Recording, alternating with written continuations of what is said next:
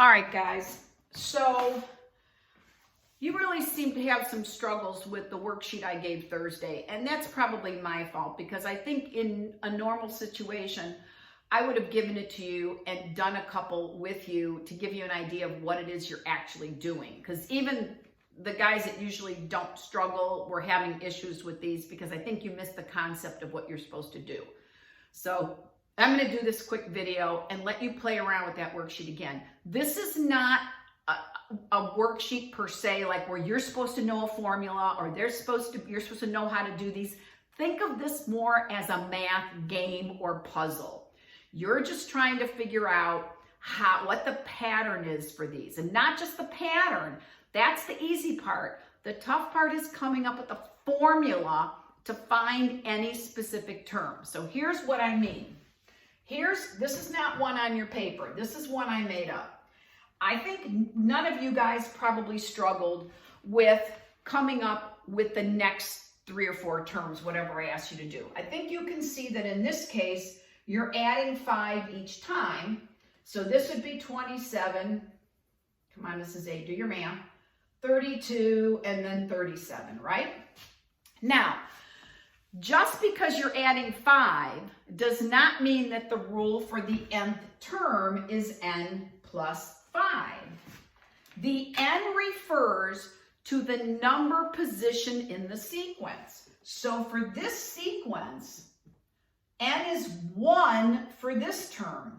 It is 2 for this term. 3, 4, 5, 6, etc. Okay?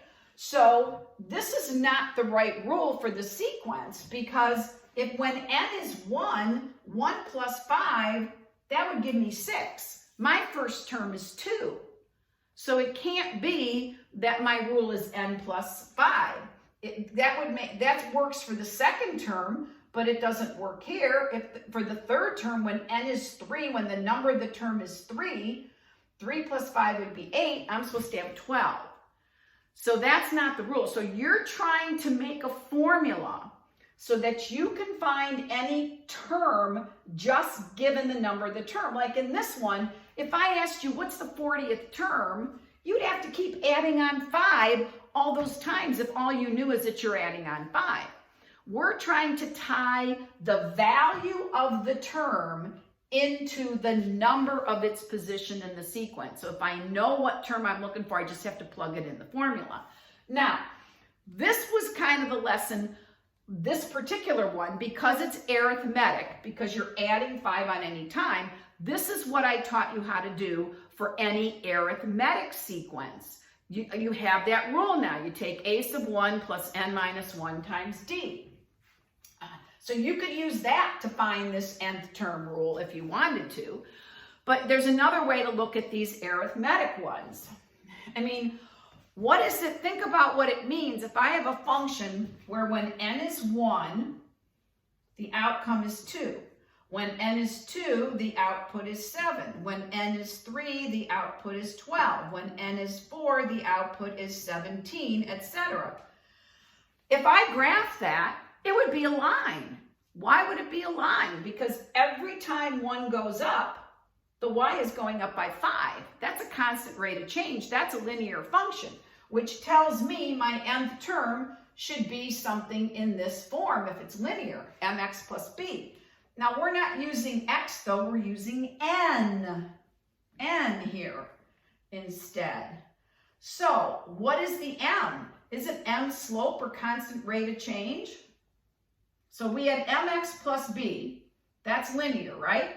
And I'm telling you that instead of using x, we're using n. M is the slope or the constant rate of change. Well, that's 5. So it's going to be 5n times something. Well, now how do I figure out the something? Well, if n is 1, when n is 1, I'm supposed to come up and get with 2. 5 times 1 is 5. What would I have to put here to make sure I come out with 2 would have to be minus 3. So 5n minus 3 is what I call the rule for the nth term. Let's check how that works. When n is 2, 5 times 2 is 10, minus 3 gives me 7.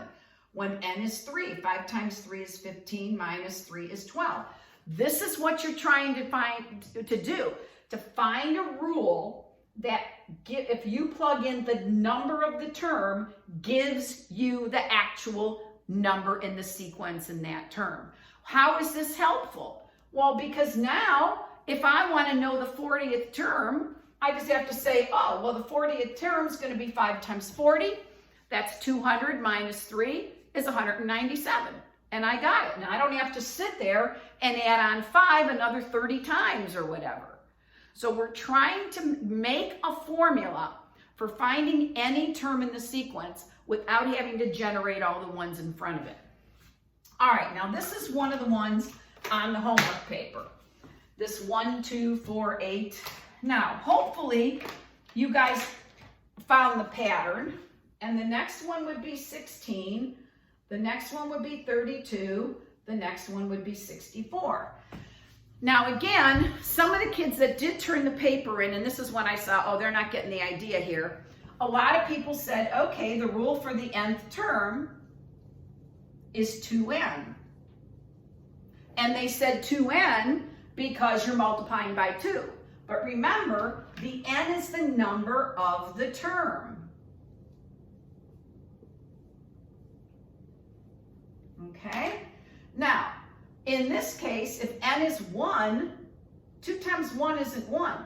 2 times 2 isn't 4. If n is 3, 2 times 3 is not 6.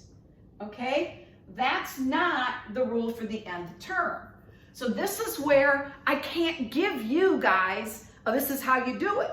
This is just thinking. You have to try to find patterns. And this is good for you guys to stretch your brain and burn, make some neurons up there start firing. Now, the first thing you want to say is this a linear one like this? Well, no, because here I'm going up 1, then I'm going up 2, then I'm going up 4, then I'm going up 8, then I'm going up 16. That should tell you that if the jumps are getting bigger and bigger, that it's exponential and there is an exponent involved. Now, the next thing I can see is that those are all powers of 2, right? 2 to the 0, 2 to the 1, 2 to the 2, 2 to the 3, 2 to the 4. So I think it's going to be 2 to some power, but it's not going to be 2 to the n. Because if when n is 1, 2 to the 1, that would be 2. 2 to the 2 would be 4. 2 to the 3 would be 8. It's like I'm off 1. So this is actually 2 to the 0. This is 2 to the 1. This is 2 to the 2. This is 2 to the 3. So 3 is 1 less than 4. 2 is 1 less than 3. 1 is 1 less than 2. So this is actually 2 to the n minus 1 power. When n is 1, 1 minus 1 is 0. 2 to the 0 gives me 1. When n is 2, 2 minus 1 is 1. 2 to the 1 is 2. When n is 3, 3 minus 1 is 2. 2 to the 2 is 4. Do you get the pattern? Now again, let's not freak out about this. I'm not expecting, even after this video, that every one of you is going to get every one of those ones on the paper. But it's a good thing to try. This is where we get a chance to just, okay, maybe I'm not going to get everything done that we normally would teach in a regular year, but hey, let's do this. This is kind of fun in a warped sort of way, I guess. Okay, so let's do a couple more, and then I'm going to let you play with that worksheet again. So here's a couple more. Okay. All right, now, here we go again. So here's what you're trying to do. This is a tough one, so let's not freak out.